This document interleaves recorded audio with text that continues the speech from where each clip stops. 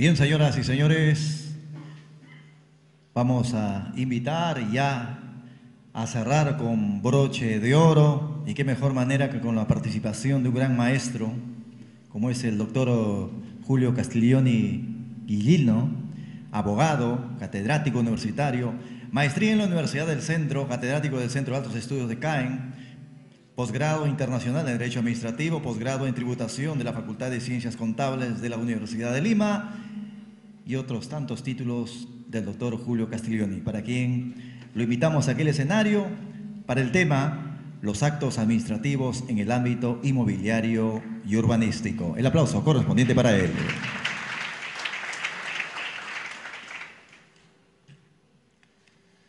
Buenas noches. Quiero agradecer al Instituto de Capacitación Jurídica por este magno evento. Para mí resulta una situación bastante complicada ser el último expositor, por varias razones. La primera, que ustedes se han empapado de un arduo conocimiento importante, con puntos discrepantes que me parece sumamente importante. Creo que ahí es donde siempre se encuentra la luz y la verdad. Si no hay discrepancia entre las posiciones, si no hay discrepancia entre las ideas, algo anda mal. Creo que los seres humanos siempre tenemos que plantear nuestros puntos de vista para que se nos puedan aclarar los temas que de repente no están debidamente tratados. Creo que esa es parte precisamente de las exposiciones el día de hoy. Las conferencias magistrales pasaron a la historia, ahora son participativas, porque el intercambio, la dialéctica, el intercambio de opiniones nos lleva a aprender cotidianamente a todos nosotros. Y en segundo lugar, al ser el último expositor, en un día donde hay mucha actividad, empezando la actividad futbolística, muchos de ustedes ya querrán irse y deben estar fastidiados. El señor me dice, sí, ya está, hay que ir a ver los goles del segundo tiempo. Pero bien, vamos a ver un tema bastante interesante que nos toca tratar el día de hoy, los actos administrativos en el campo, en el ámbito inmobiliario y urbanístico. En primer lugar, tenemos que empezar a definir que el tema del derecho inmobiliario y el derecho urbanístico se rige no solamente por los actos administrativos, sino en primer lugar por los actos de gobierno. Los actos de gobierno que emite el gobierno nacional, los gobiernos regionales y los gobiernos locales. El gobierno nacional, a través del poder legislativo, cuando emite las leyes correspondientes, y estas son promulgadas por el presidente de la República. El poder ejecutivo, a través desde los decretos de urgencia, decretos supremos, las resoluciones supremas, que muchas veces terminan legislando y emitiendo juicios de valor más allá de lo que pueden decir las propias leyes emitidas por el Congreso de la República. Pero en la facultad que le otorga la propia Constitución Política del Estado a estos dos niveles de gobierno, a dos poderes del Estado, perdón, que es el Congreso de la República y el Poder Ejecutivo, emiten actos de gobierno para poder regular ambas actividades. Los gobiernos regionales, el día de hoy, a través de lo que son las ordenanzas de carácter regional en el desarrollo urbano regional y en el ámbito urbanístico regional, que si bien es cierto todavía no está muy desarrollada esta actividad a nivel de los gobiernos regionales, y esperemos que se capaciten más y se preparen más los presidentes regionales, los consejeros regionales, los funcionarios de este nivel de gobierno que están haciendo agua lamentablemente para desgracia del país, porque los gobiernos regionales no están a la altura de las exigencias y de la necesidad de nuestra patria. Sí tienen un ámbito de aplicación, que a Dios gracias digo, todavía no lo están ejerciendo con mucha libertad como pudieran hacerlo. Eso es bueno porque todavía ellos están en una etapa de pie tierno y están cuajándose en lo que son sus competencias y lo que son sus atribuciones. Sin embargo, a nivel de los gobiernos locales, tenemos las ordenanzas y tenemos los acuerdos de consejo. Los gobiernos locales sí han tenido y tienen una actividad muy importante en este tema. En algún momento nosotros en otro evento conversábamos sobre el particular, todas las atribuciones que tiene la municipalidad, en este caso la Municipalidad Metropolitana de Lima, o las municipalidades provinciales de todo el país, referente al desarrollo urbano. Todo lo que es el desarrollo urbano el día de hoy se le ha entregado a los gobiernos locales provinciales. ¿Por qué? Porque precisamente el desarrollo urbano tiene que estar en función al crecimiento de la provincia. Razón por la cual las municipalidades distritales están subordinadas a los gobiernos provinciales en tres aspectos: tránsito y transporte, tributación, que sus ordenanzas en materia tributaria tienen que ser ratificadas por el Consejo Provincial, y en el desarrollo urbano. Todo lo que son las ordenanzas sobre el desarrollo urbano, el cambio de zonificación, los índices de uso, los parámetros, son aprobados a nivel provincial. Nosotros lo hemos visto con discrepancias o no frente a ordenanzas que cambian la zonificación en muchos distritos de la gran capital, y ha habido discrepancias y actos públicos de protesta, etcétera, y otros ha habido asentimientos. Quien toma esta decisión es la municipalidad provincial, porque es una competencia provincial. Y la municipalidad provincial, en el campo de los gobiernos locales, está emitiendo un acto de gobierno y más no un acto administrativo. Entonces, lo que nosotros tenemos que tener en primer lugar como una visión clara, que son a través de los actos de gobierno los tres niveles de gobierno: el gobierno nacional, el nivel de gobierno regional y el nivel de gobierno local, que emiten actos de gobierno para regular la actividad del desarrollo urbano y la actividad inmobiliaria. Si bien es cierto, la actividad inmobiliaria está muy regida por lo que es la actividad propiamente privada, sin embargo, tiene que hacerse dentro de los márgenes y los parámetros establecidos por las disposiciones de carácter nacional. Frente a eso, ¿qué es lo que tenemos cuando el día de hoy se nos pide que podamos hacer los actos administrativos en el ámbito inmobiliario y urbanístico? ¿Qué es un acto administrativo?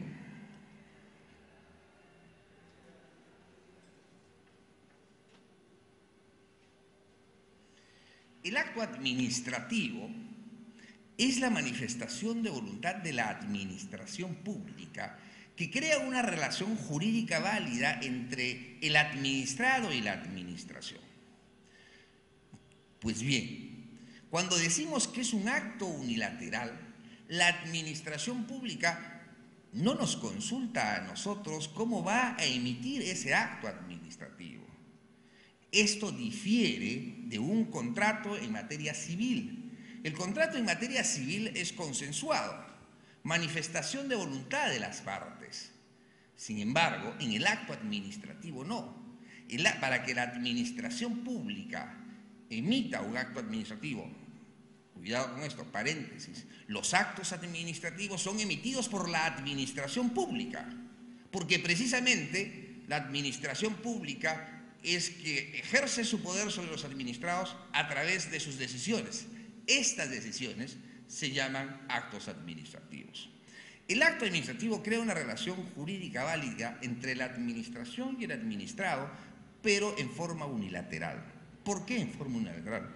Porque no le consulta al administrado cómo va a emitir ese acto administrativo. La administración pública, en un procedimiento administrativo de oficio o de parte, emite un acto administrativo.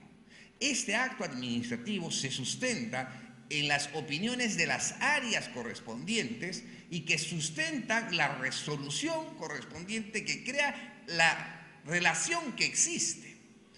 Por lo cual, un acto administrativo tiene de desventaja frente a nosotros que la administración pública ejerce su potestad regulatoria o su potestad de poder determinar criterios sobre el desarrollo urbano a través de determinados actos administrativos que son de carácter personal, pero que al mismo tiempo no cuentan con la autorización nuestra.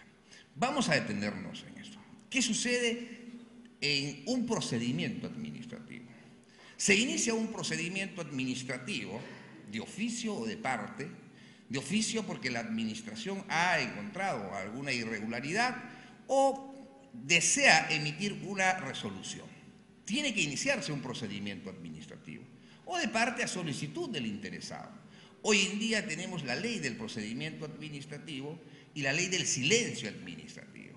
la ley del silencio administrativo, tan igual como la ley del procedimiento administrativo, nos señala que el procedimiento dura 30 días.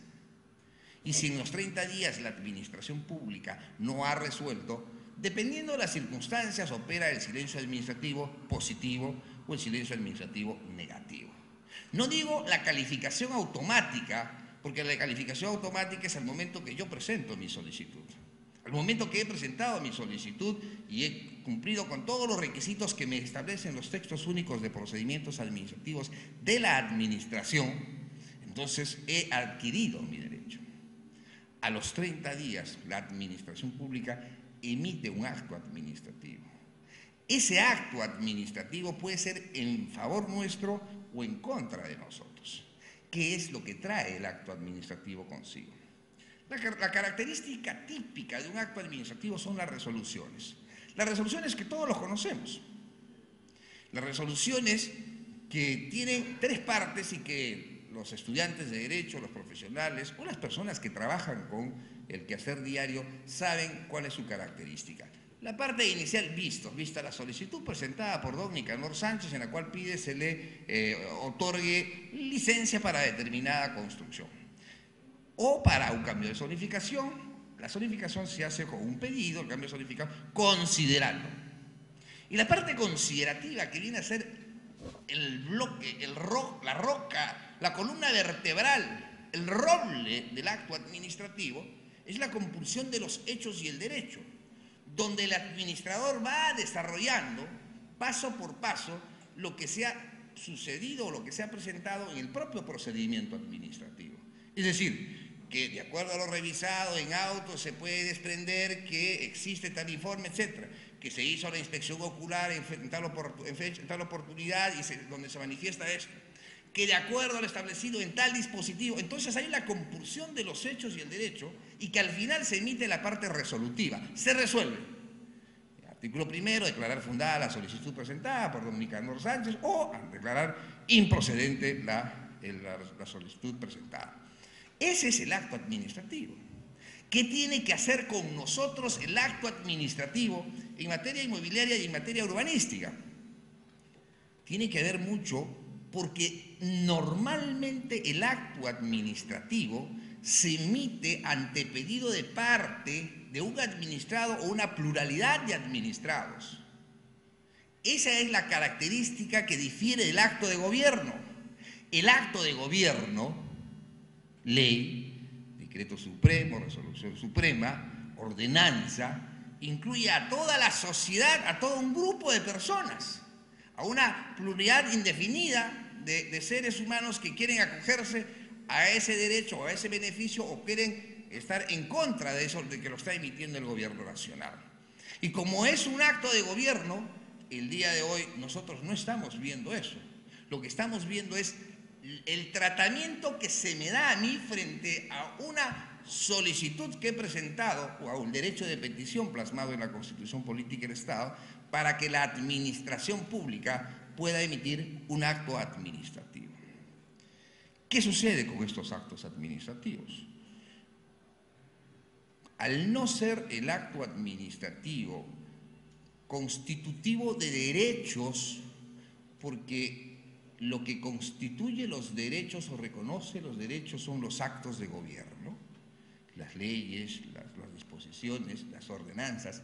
El acto administrativo me reconoce un derecho o me deniega un derecho que yo he solicitado, frente al cual, para que tenga validez este acto administrativo, yo tengo que hacer algunas elucubraciones y algunas definiciones sobre el particular, para ver si el acto administrativo me es lesivo o no, o si ha sido emitido teniendo en cuenta los principios plasmados en la Ley de Procedimientos Administrativos.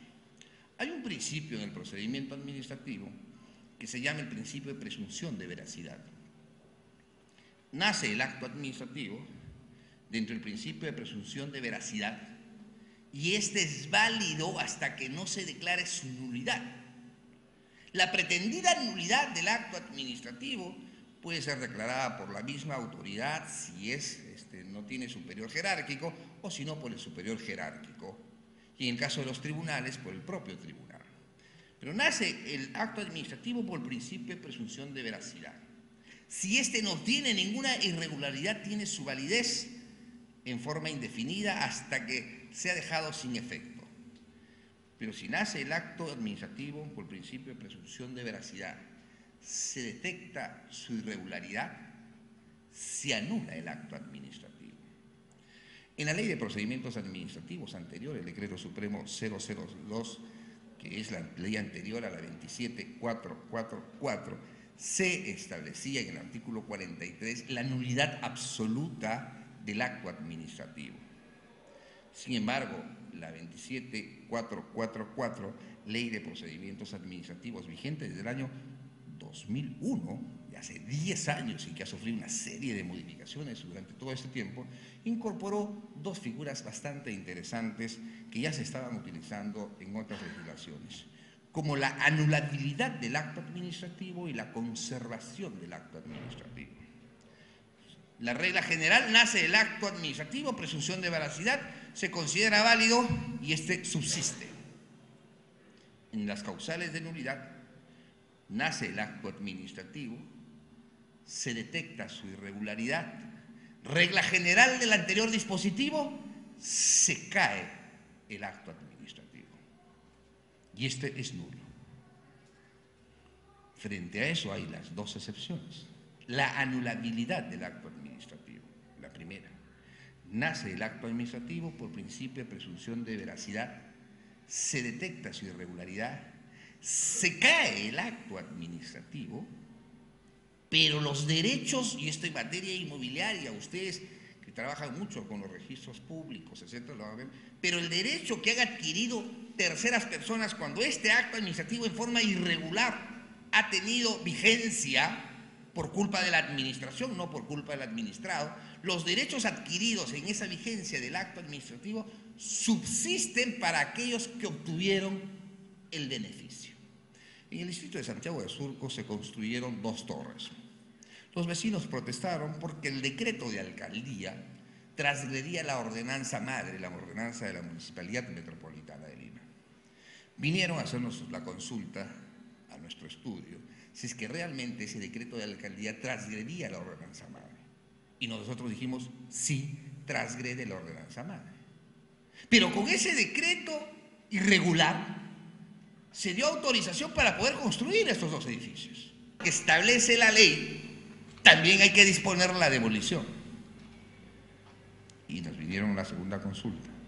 ¿Podemos demoler? Nosotros le dijimos no, por la anulabilidad del acto administrativo. Nació el acto administrativo, se detectó su irregularidad, se cae, pero el derecho adquirido por terceros, el administrado que no tiene la culpa de esa irregularidad, subsiste el derecho.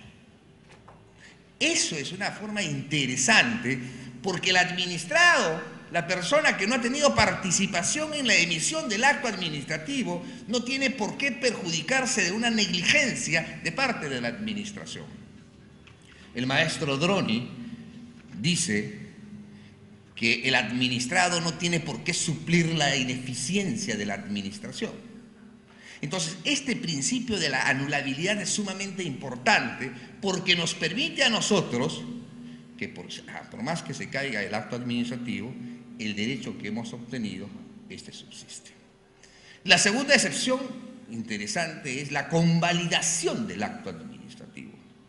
Nace el acto administrativo por el principio de presunción de veracidad, se detecta su irregularidad. ¿Qué irregularidad? Por ejemplo, la debida motivación del acto administrativo. El día de hoy el Tribunal Constitucional y la Sala Constitucional y Social de la Corte Suprema han establecido sendos criterios de que un acto administrativo o una resolución de carácter jurisdiccional que no está debidamente motivada transgrede el debido procedimiento o el debido proceso en sede jurisdiccional. Y entonces, si una resolución, si un acto administrativo no está suficientemente motivada, ¿y por qué la motivación es importante? Porque en esta resolución, en la parte de arriba dice, vistos, el considerando que es el tronco de la propia resolución, donde está la motivación, esta tiene que estar debidamente fundamentada. ¿Por qué ha tomado esa decisión la autoridad? Porque la parte final es resolutiva, 4 líneas. ¿Y por qué se exige que esté motivada? Porque todo acto administrativo es recurrible con los recursos de reconsideración y de apelación. Y al ser recurrible, yo apelo. ¿Qué apelo, señor? Yo apelo su resolución, la que declara improcedente mi solicitud. Pero ¿en base a qué le voy a cuestionar y decirle, señor, usted está equivocado? Le voy a decir, señor, usted está equivocado porque en su primer considerando señala esto y no es verdad. En su segundo considerando usted hace una equivocada interpretación de la norma. En su tercer considerando está citando una norma derogada.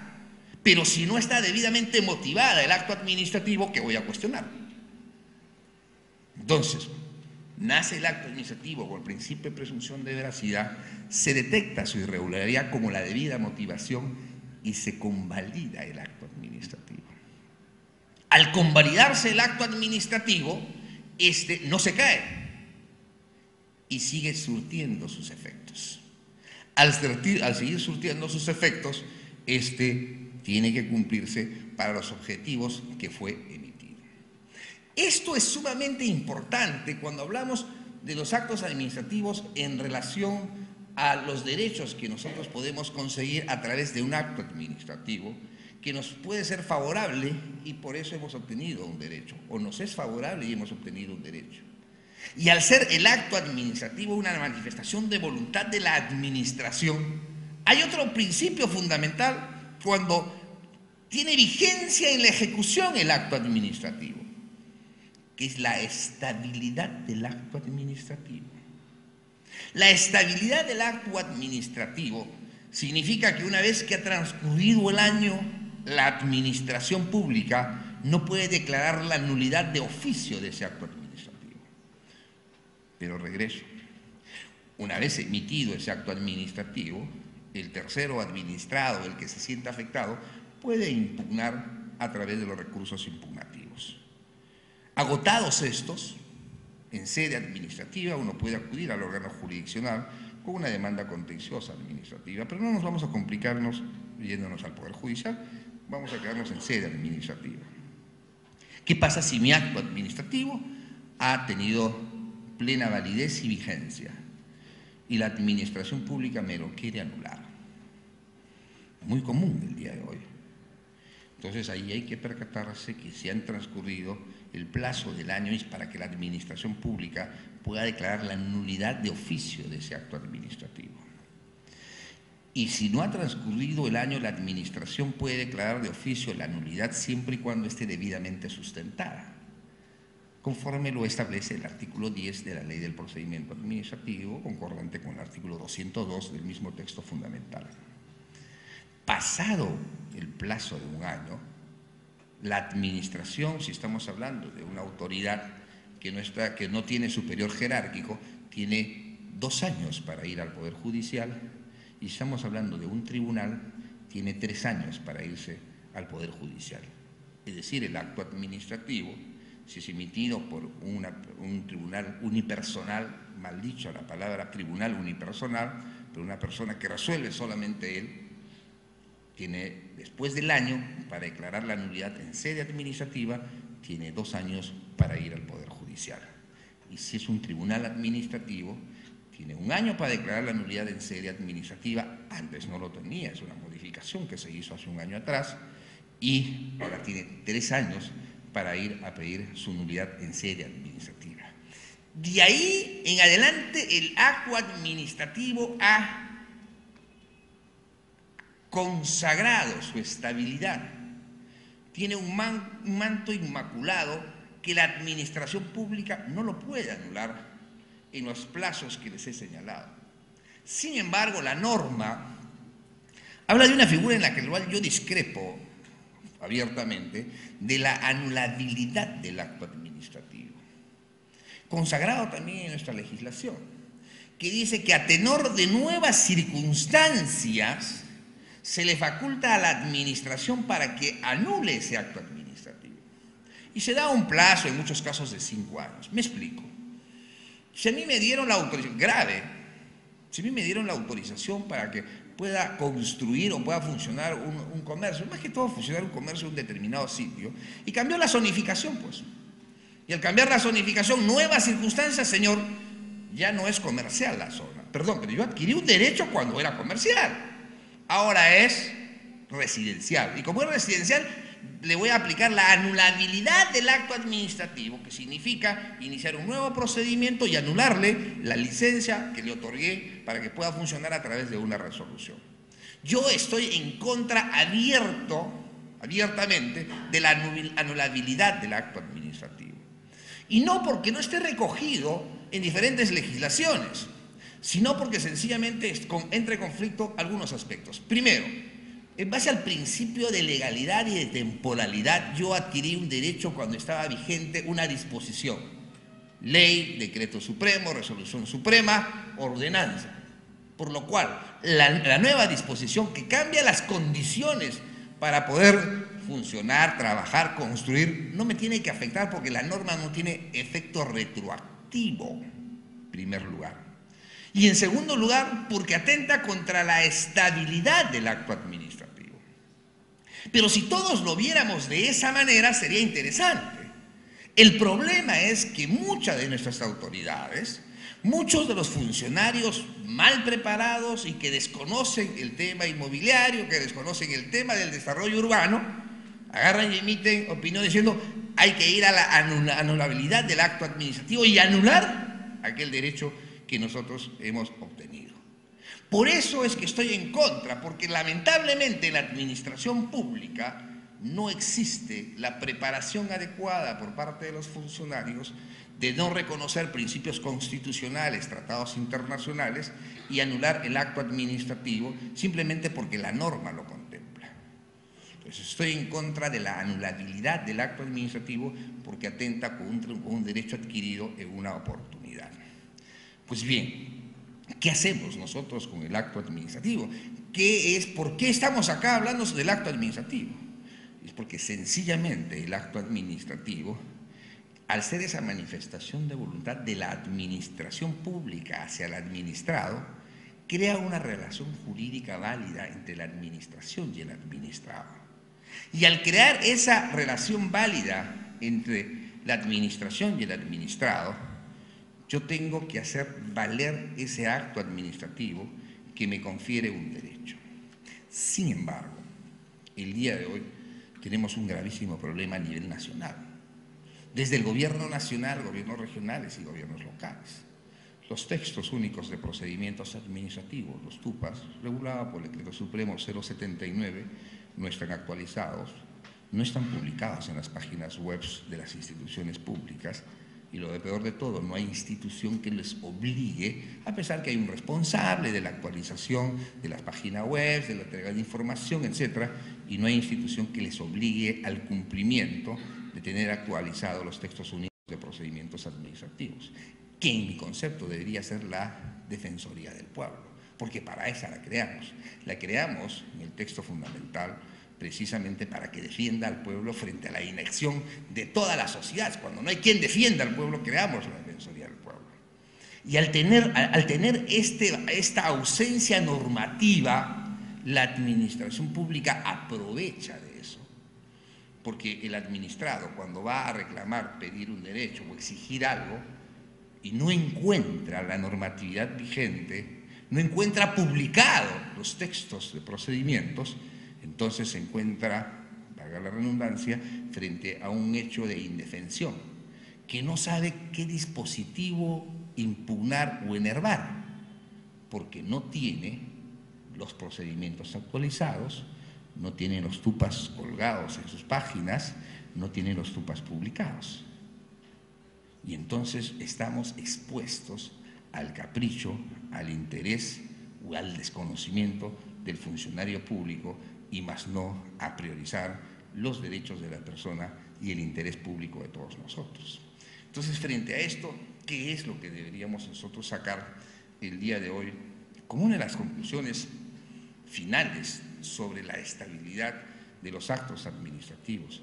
Precisamente que una vez conseguidos los derechos que se puedan emitir en materia inmobiliaria, en materia de desarrollo urbano o en las materias colindantes, estos deben ser respetados por la administración pública. Que la administración pública no cambie de criterio ni cambie de opinión conforme cambian de autoridades o conforme se cambia de funcionarios. Y ahí nos ponen en una situación de indefensión. Hay un procedimiento que nos dice queja por defecto de tramitación al superior jerárquico. Sí, pues, pero el superior jerárquico muchas veces está en componendas con el inferior. O denuncia al jefe de la OSI. Y una vez denuncié al jefe de la OSI y el tarado discúlpeme que diga, ¿no?, me dijo: usted puede hacer valer su derecho presentando su demanda contenciosa administrativa. Oiga, me estoy quejando de una deficiencia en el trámite administrativo y usted, como responsable de la OSI, el control previo, control concurrente y control posterior, tiene que ver que se cumpla la norma. Yo sé lo que tengo que hacer después. Me dijo: puede hacer valer su derecho ante el órgano jurisdiccional correspondiente con la demanda contenciosa. Por supuesto que le presenté la denuncia ante la Contraloría General de la República. Entonces, si la queja por defecto de tramitación ante el superior jerárquico no funciona, si la denuncia ante los jefes de OSI no funciona porque lamentablemente todavía la administración, esa institución le paga al jefe de OSI y no le paga el Sistema Nacional de Control como dice la ley y como debería ser, y como el titular del pliego de esa institución le paga, no hace nada en contra de él y de sus funcionarios, entonces no tenemos un sistema de control eficiente. Entonces ahí encontramos un gran problema de que los administrados estamos desprotegidos. Los administrados estamos en etapa de indefensión y lo más grave es el desconocimiento profundo que existe en esta materia. Por eso, amigos, este tipo de eventos es sumamente importante, para que todos los días aprendamos. Y aquella persona que dice que ya lo conoce todo, me gustaría conocerlo, ¿no? Que es una insolencia de parte, porque ese debe ser Dios. Porque todos ignoramos siempre de todo y todos los días aprendemos. Y en consecuencia, en este constante aprendizaje, tenemos que ir viendo cómo hacemos que estas acciones, que cada día en una época en que nuestro país está avanzando y que el tema inmobiliario, el tema del desarrollo urbano va a ir creciendo después que pasemos este bajón. Dios nos coja compensados para pasarlo rápido. Y entonces va a ir creciendo y va a ir creciendo en forma interesante, pero para crecer en forma interesante, para que ustedes tengan la tranquilidad y nosotros tengamos también la tranquilidad de poder trabajar en este tema, necesitamos actitudes claras de parte de la administración y dispositivos claros de parte de los gobernantes cuando emitan los actos de gobierno, porque en caso contrario vendrá la inseguridad jurídica. Y cuando viene la inseguridad jurídica, ya nadie de nosotros quiere hacer nada porque no sabemos qué puede pasar al día siguiente. Bien, amigos, muchas gracias por haberme escuchado en esta brevísima comunicación con ustedes.